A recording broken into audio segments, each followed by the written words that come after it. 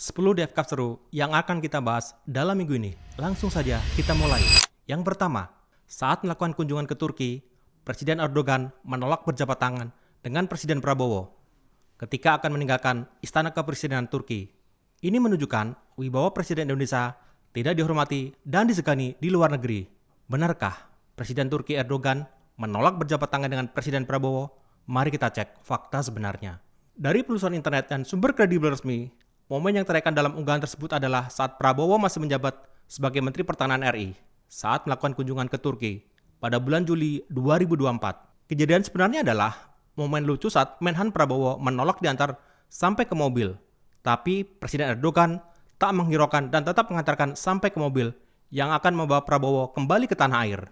Di depan mobil, justru Presiden Erdogan dan Menhan Prabowo berjabat tangan serta tampak bersahabat sekali.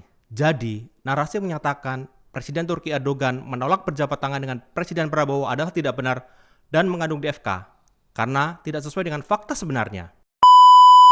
Dikabarkan pada kunjungan ke Perancis akhir Mei 2026 kemarin, saat jamuan makan malam, Presiden Prabowo bersulang bir dengan Presiden Perancis Emmanuel Macron sesuai video dan narasi yang beredar. Hal ini tentunya tidak menghargai penduduk Indonesia yang mayoritas beragama Islam, di mana bir adalah salah satu minuman yang diharamkan. Benarkah? Mari kita cek fakta sebenarnya. Dari penelusuran internet dan sumber kredibel resmi diketahui, acara jamuan makan itu adalah saat kunjungan Presiden Prancis Emmanuel Macron ke Indonesia pada 28 Mei 2025 silam. Dan saat bersulang, itu bukanlah bir, melainkan sparkling apple cider atau sejenis sari apel. Hal ini bisa kita lihat dari daftar menu yang disajikan saat jamuan makan malam tersebut, di mana jelas tertulis sparkling apple cider.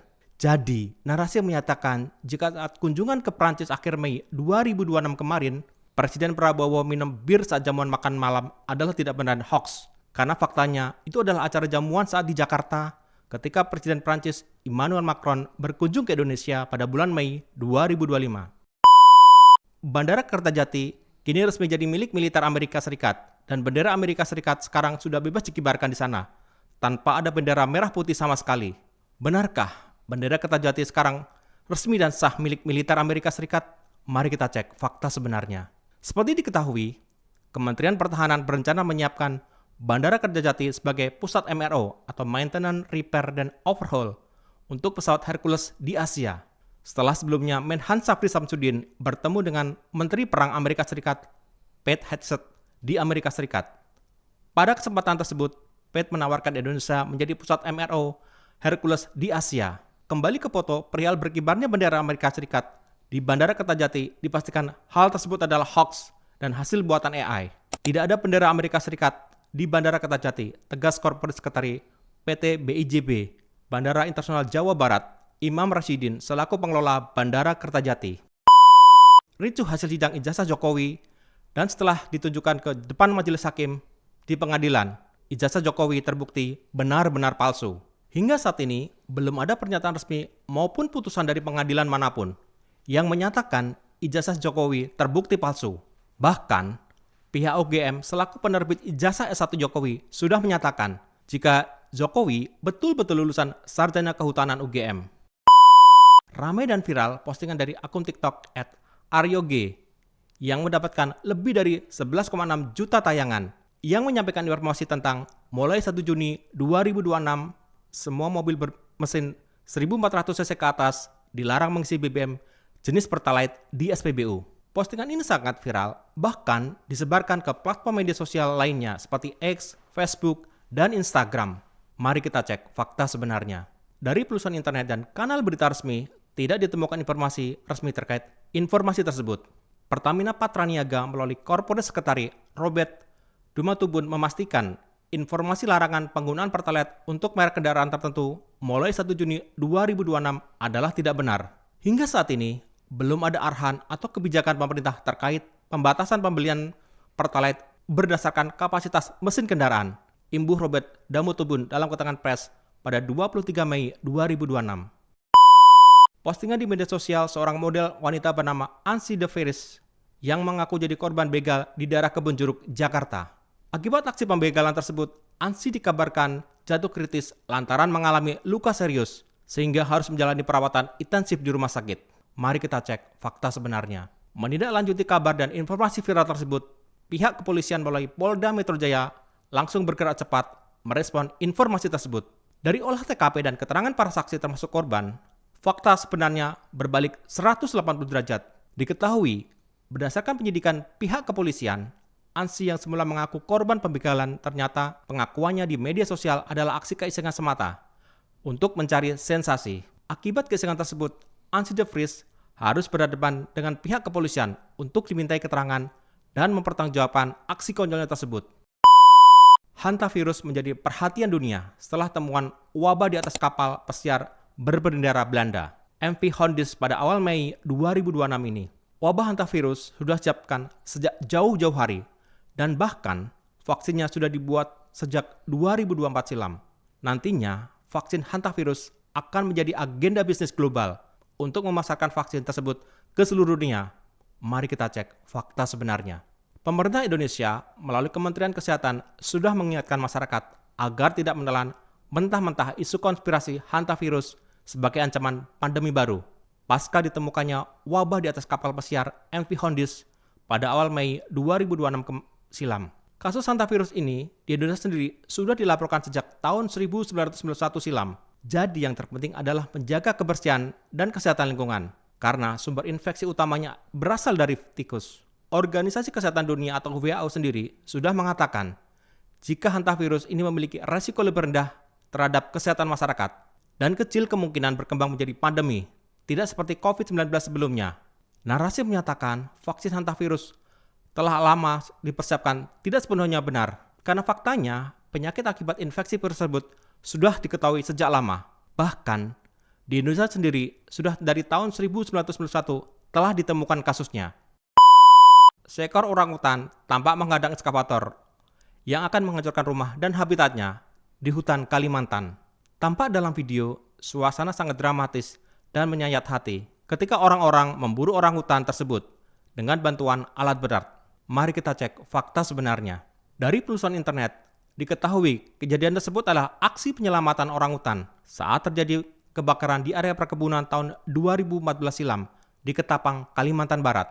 Orang yang tampak memburu orangutan dalam video tersebut sebenarnya adalah para sukarelawan rescue untuk menyelamatkan orangutan tersebut dari bahaya kebakaran.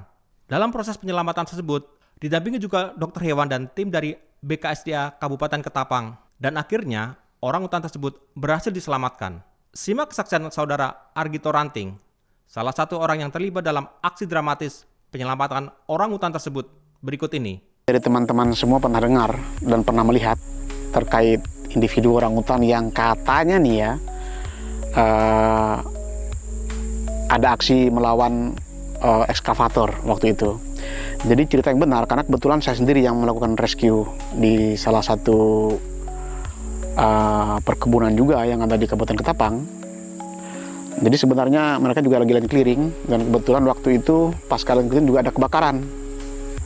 Nah pasca kebakaran itu, tepatnya itu kalau saya tidak salah ingat itu di November 2014 ya tahunnya. Nah jadi saya dapat kabar dari warga sekitar yang melintas menyampaikan bahwa ada satu orangutan tuh di tepi jalan di konsesi ini. Nah, jadi kami dengan tim mencoba verifikasi, tapi sudah komplit bawa alat. Nah, jadi bawa alat, terus ada dokter hewan juga. Tentunya pasti selalu ada BKSDA, itu BKSDA Seksi Wilayah 1 Kabupaten Ketapang ya. Jadi, narasi yang menyatakan sekelompok orang dibantu alat berat ekskavator akan menghancurkan rumah dan habitat orangutan tersebut adalah tidak benar. Karena faktanya, aksi tersebut adalah penyelamatan orangutan karena ada kebakaran. Ramai informasi dan beredar di WAG adanya teror pocong bersenjata di wilayah Bandung Barat yang muncul di depan pintu rumah warga. Benarkah teror pocong bersenjata tajam itu nyata adanya di wilayah Bandung Barat? Mari kita cek fakta sebenarnya. Dari hasil analisa gambar yang beredar menggunakan 3 aplikasi AI image detector yang berbeda, diketahui confidence level di atas 90% adalah gambar hasil AI.